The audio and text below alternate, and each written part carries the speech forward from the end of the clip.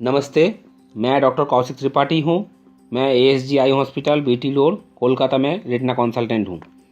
आज हम रेटिना के एक बीमारी डायबिटिक रेटिनोपैथी के बारे में चर्चा करेंगे।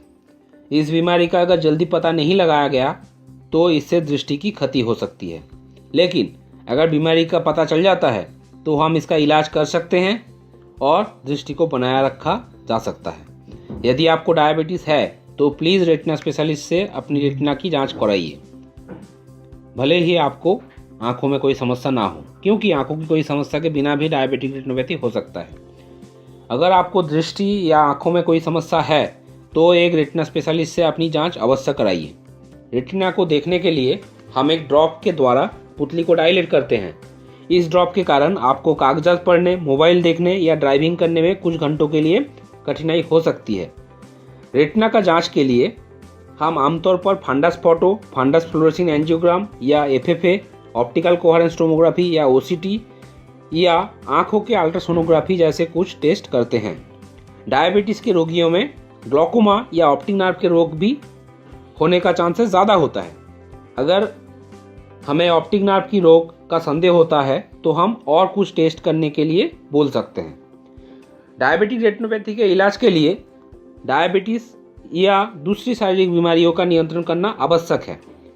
डायबिटिक रेटिनोपैथी के अर्ली स्टेज को NPDR या नॉन प्रोलिफरेटिव डायबिटिक रेटिनोपैथी बोलते हैं। अगर हम इस अवस्था में आपके बीमारी का पता लगा लेते हैं तो हम दृष्टि को रोक सकते हैं और ज़्यादातर केसेस में दृष्टि की सुधार भी कर सकते हैं। कुछ केसेस में डायबिटीज़ में रेटिना के सेंट्रल पार्ट या मैकुला में सूजन हो सकती है। इसको हम डायबिटिक मैकुलर एडिमा बोलते हैं। डायबिटिक मैकुलर एडिमा डायबिटीज़ के रोगियों के लिए दृष्टि हानि का एक इम्पॉर्टेंट कारण है। ऐसे मरीजों के लिए आंखों के अंदर इंजेक्शन या लेज़र के साथ ट्रीटमेंट होता है। ये इंजेक्शन आमतौर पर दर्द रहित प्रक्रिया है। बहुत सारे दवा उपलब्ध हैं जिसमें एक्सेंट्रिक्स या लुसेंटिस, रेजुमाब, आइलिया, एवास्टिन और ऑर्जुडेक्स शामिल हैं। डायबिटिक रेटिनोपैथी के सबसे खराब स्टेज प्रोलिफरेटिव डायबिटिक रेटिनोपैथी है। इससे दृष्टि बहुत कम हो सकता है या अंधापन भी आ सकता है।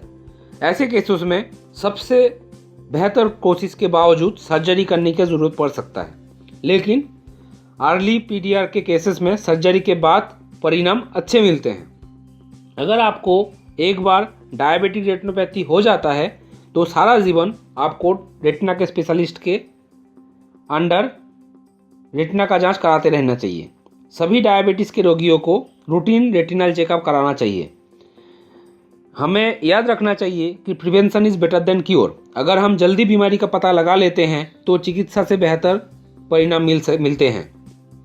यदि आपको डायबिटीज़ है तो आप अपनी रेटिना की जांच अवश्य कराइए।